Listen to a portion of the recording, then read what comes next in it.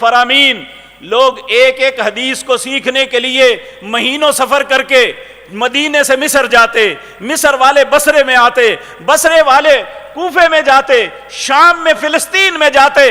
لیکن آج تو مجموعے ہمارے گھروں میں ہو سکتے ہیں، چند روپوں میں رسول اللہ کا علم ہمارے گھر کی زینت بن سکتا ہے. اگر ہمیں سیکھنا ہے تو ہمارے لیے آج سے بہتر آسان کوئی وقت نہیں دنیا میں ملا. تو میرے عزیز بھائیو، نبی کریم صلی اللہ علیہ وسلم، اللہ اکبر، آپ موسیٰ علیہ السلام جب اللہ نے انہیں کہا کہ جاؤ فرعون کی طرف، اذهب الى فرعون انه طغى، تو کیا دعا مانگی؟ رب اشرح لی صدری ویسر لی امری واحلل عقدۃ من لسانی یفقہوا قولی رب زدنی علما. اے اللہ میرے لیے میرے سینے کو کھول دے، میرا معاملہ آسان کر دے.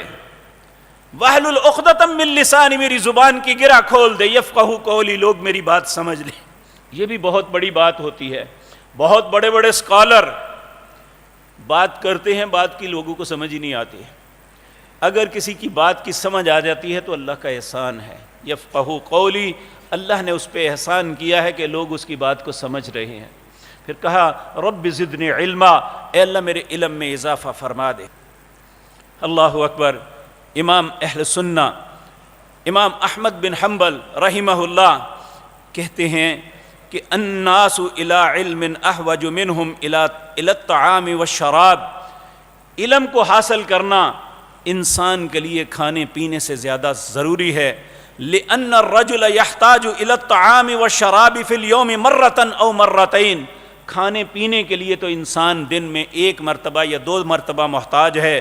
وحاجته الى العلم بعدد انفاسه. علم جو ہے انسان کو ہر سانس پہ ضروری ہے کہ اسے پتہ ہونا چاہیے کہ میں سانس کیسے لینا ہے. تو اس لیے میرے عزیز بھائیو، ہم پہ لازم ہے کہ جب تک دین کے علوم سیکھنے والے مسلمان مملکت کے بیوروکریٹ تھے، تب تک مسلمانوں کے عروج کو کوئی ذکر نہیں پہنچی تھی. جب ہم انگریز کی تعلیم کو حاصل کرنے والے کو اپنا بیوروکریٹ بنایا، حکومت کی باغ دوڑ ان کے ہاتھ میں پکڑائی، کرپشن، ناانصافی، ظلم و زیادتی مسلمان معاشروں کا حصہ بن گئی. مغل حکمرانوں نے کتنی مدت تک تھوڑے ہونے کے باوجود پورے ہندوستان پہ، اس وقت بیوروکریٹ کون تھے؟ جو فاضل عربی یا منشی فاضل کیے ہوئے تھے. فارسی زبان کے اندر دین کو سمجھا یا عربی زبان کے اندر دین کو سمجھا.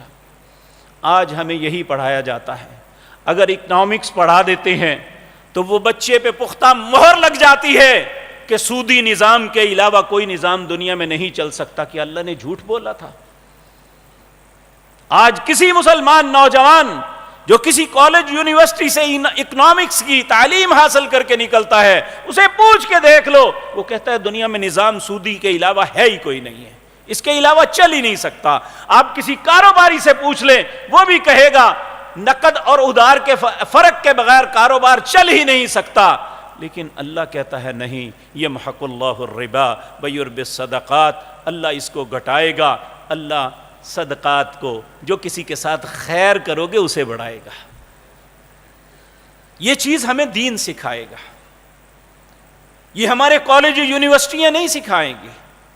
اقبال نے ویسے نہیں کہا تھا کہ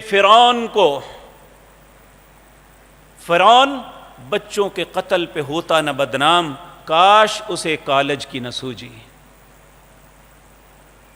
اللہ اکبر. میرے عزیز بھائیوں، میں اس تعلیم کے مخالف نہیں ہوں، لیکن ایک عرب مقولہ ہے، اللہ اکبر، الدنیا جیفۃ وطالبها کلاب. جو دین کو چھوڑ کے صرف دنیا کے پیچھے بھاگتا ہے، دنیا ایک مردار ہے اور اس کے پیچھے بھاگنے والا کتا ہے. اس لیے مجھے اور آپ کو سوچنا چاہیے ہم کہاں کھڑے ہیں، ہمارے پاس کتنا دین ہے.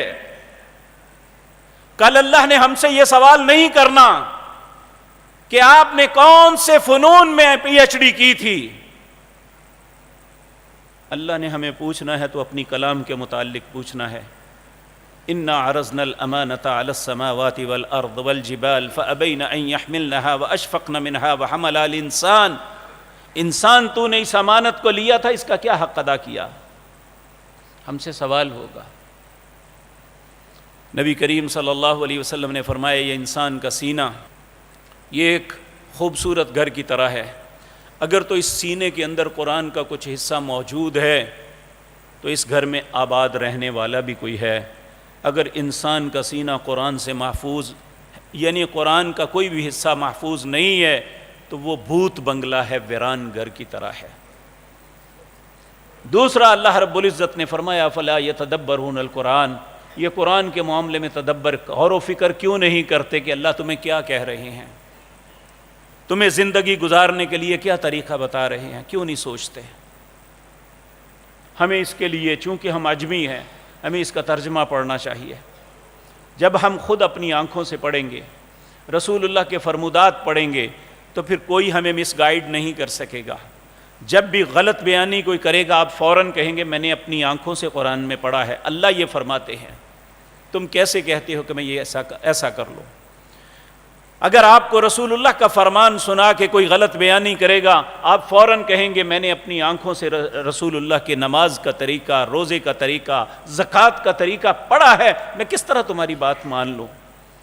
میرے لیے تمہاری حیثیت نہیں، میرے لیے رسول اللہ کی حیثیت ہے صلی اللہ علیہ وسلم. تو اس کے لیے ضروری ہے کہ ہم دین میں اللہ رب العزت نے فرمایا من یرد اللہ بہ خیرا، اللہ جس بندے سے بھلائی کا ارادہ کرتا ہے یفقہہ فی الدین، اسے دین کی سمجھ دے دیتا ہے.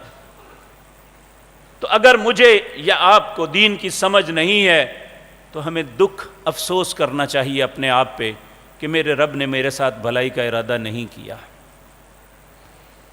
وَمَن يُرِدِ اللَّهُ بِهِ خَيْرًا، یہ میری بات نہیں ہے، میرا فتویٰ نہیں، رسول اللہ کا فرمان ہے صلی اللہ علیہ وسلم. مَن يُرِدِ اللَّهُ بِهِ خَيْرًا يُفَقِّهُ فِي الدِّينِ. اللہ ہمیں دین کو سمجھ کے اس کے پہ عمل کرنے کی توفیق عطا فرمائے. اقول قولی ھذا واستغفر